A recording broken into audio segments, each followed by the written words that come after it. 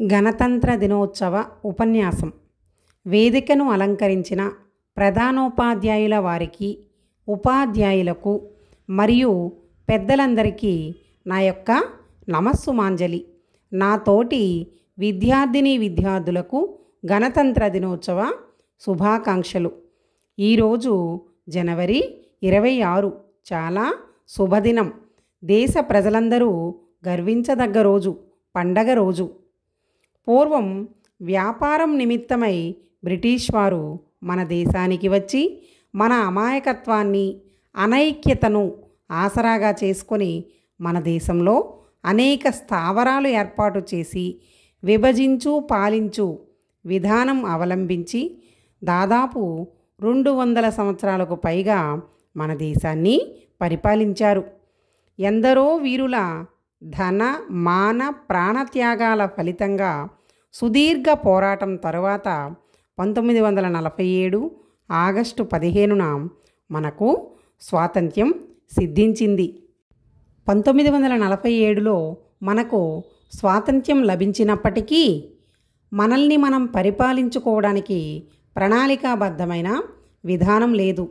మనకంటూ ఒక ప్రత్యేక రాజ్యాంగం లేదు.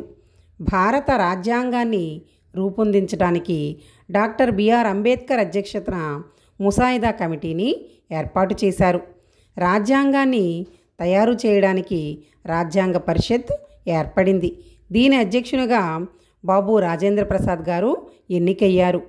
అనేక దేశాల రాజ్యాంగాలను పరిశీలించి అందులోని మంచి అంశాలను తీసుకొని విపులంగా చర్చించి అనేక సవరణలు చేసి ప్రపంచంలోకెల్లా అతిపెద్ద లిఖిత రాజ్యాంగాన్ని తయారు చేశారు.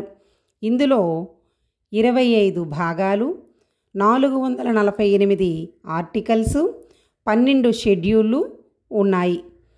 ఈ రాజ్యాంగ రచనకు సుమారు 2 సంవత్సరముల 11 నెలల 18 రోజులు పట్టింది. ఈ రాజ్యాంగం ప్రవేశికతో ప్రారంభమై ప్రాథమిక హక్కులు, ఆదేశ సూత్రాలు, ప్రాథమిక విధులు, కేంద్ర రాష్ట్ర ప్రభుత్వాలు నడుచుకునే విధానాలు, న్యాయ వ్యవస్థ, ఎలక్షన్ కమిషన్ మరియు వివిధ రాజ్యాంగబద్ధ సంస్థల యొక్క విధి విధానాలు ఇందులో పొందుపరచబడి ఉన్నాయి. 1949 నవంబర్ 26న భారత రాజ్యాంగం ఆమోదించబడినది. 1950 జనవరి 26న భారత రాజ్యాంగం అమలులోకి వచ్చింది. నవంబర్ 26న ఆమోదించినప్పటికీ జనవరి 26 అమలు చేయుటకు కారణం ఏమిటంటే 1930 జనవరి 26న లాహోర్ వేదికగా కాంగ్రెస్ పార్టీ తొలిసారిగా పూర్ణ స్వరాజ్ తీర్మానం చేసి రావి నది తీరాన నెహ్రూ గారు త్రివర్ణ పతాకాన్ని ఎగురవేశారు. ఆ రోజుకు గుర్తుగా గణతంత్ర దినోత్సవం జనవరి 26న జరపాలని రాజ్యాంగ పరిషత్ సభ్యులు నిర్ణయించారు. కాబట్టి జనవరి 26న రాజ్యాంగాన్ని అమలు చేశారు. భారత రాజ్యాంగం అమలులోకి వచ్చిన నాటి నుండి భారతదేశం సర్వసత్తాక, సామ్యవాద, లౌకిక, ప్రజాస్వామ్య గణతంత్ర రాజ్యంగా ఏర్పడింది. దేశ పౌరులందరికీ న్యాయం, స్వేచ్ఛ, సమానత్వం, సౌభ్రాతత్వం అందుబాటులోకి వచ్చాయి. ప్రజలందరికీ ప్రాథమిక హక్కులు, వెనుకబడిన తరగతుల వారికి రిజర్వేషన్లు, ప్రజల సంక్షేమం కొరకు ఆదేశ సూత్రాలు అమలులోకి వచ్చాయి.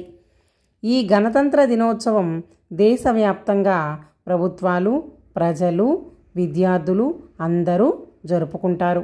దేశ రాజధాని న్యూఢిల్లీలో రాష్ట్రపతి గారు జెండా ఎగురవేసి తన ప్రసంగంతో వేడుకను ప్రారంభిస్తారు.